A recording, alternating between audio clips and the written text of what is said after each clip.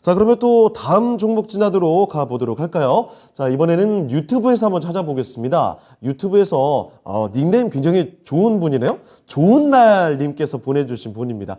자, 좋은날님께서 좋은 날 보내고 계신가요? 갖고 계신 종목은 드림텍이라는 종목이고요. 이 매수 가격이 좀 높은데요. 15,000원에 10% 갖고 계시는데 이 현재 주가가 10,000원 밑으로 내려왔습니다. 오늘 장도 3%좀 넘게 빠졌고, 그리고 차트를 요거를 좀 길게 보면은 아마 여러분들 다 느끼실 텐데 이게 15,000원에 매수하셨으면요 보유하신 지가 상당히 좀 되신 거거든요. 15,000원 있었던 게 뭐 2020년도 이 정도가 아닐까 싶은데요.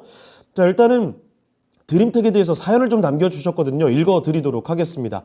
자, 안녕하세요. 앞으로의 전망과 대응 전략이 궁금합니다. 추가 매수 가능한지도 알려주세요. 손실을 최소화해서 빠져나오고 싶어요. 도와주세요. 라는 이야기를 전해주셨습니다.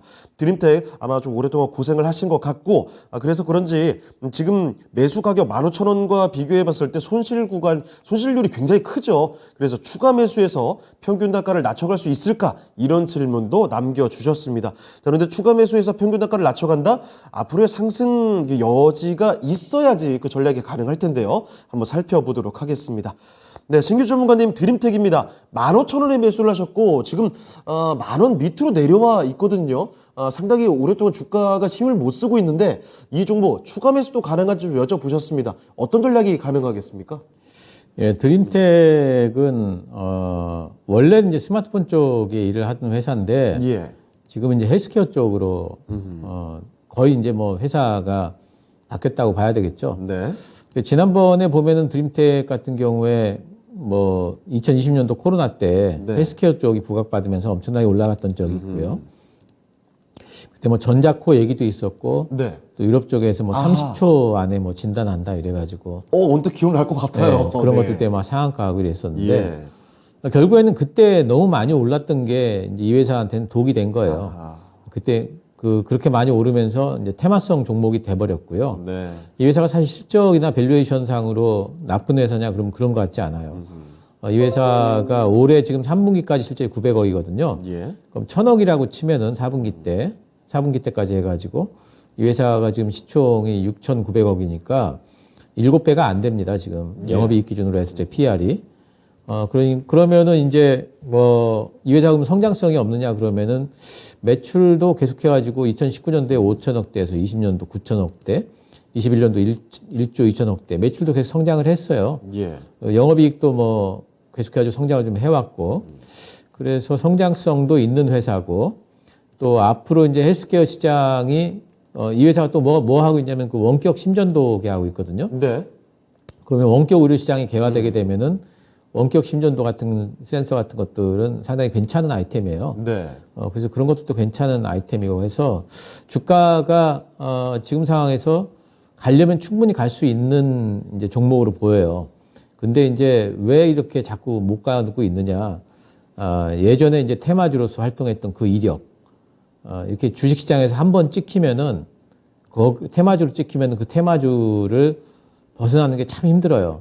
그러니까 그 투자자들 입장에서는 드림텍을 볼 적에 실적주로 안 보고 테마주로 보거든요. 그래서 이제 그런 부분들 때문에 이제 한계가 지금 있는 걸로 보입니다.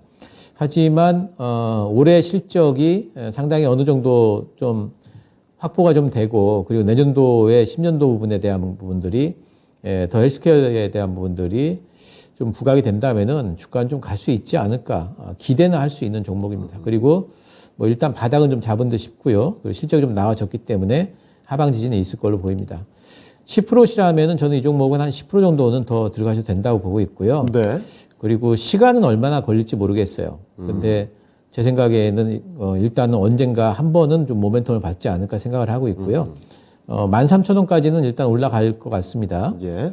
그 정도 평단가를 그 정도 밑으로 내셔가지고 이때 13,000원에 뭐 매도를 하시든지, 네. 아니면 13,000원까지 올라갈 때는 뭔가 이 회사 이런 회사들 같으면은 뉴스가 있으면서 올라갈 여지가 커요. 네. 그러니까 그때 뉴스를 좀 보시면서 더 가져갈 수 있다면은 15,000원까지도 또 가져갈 수도 있지 않을까. 뉴스 보시면서 판단을 하시면 될 것 같습니다. 네, 알겠습니다.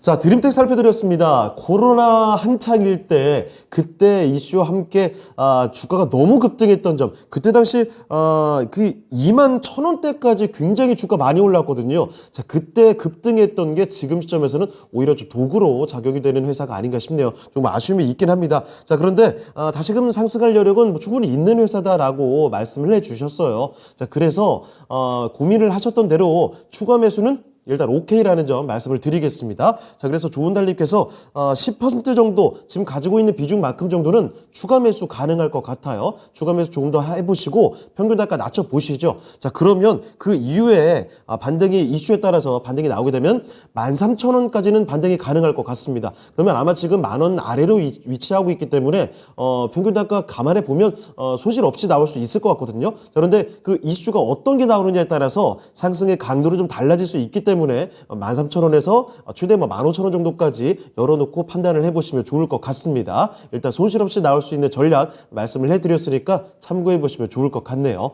자, 드림텍까지 진단을 도와드렸습니다. 진짜로 좋은 날님께 정말 좋은 날이 왔으면 좋겠네요.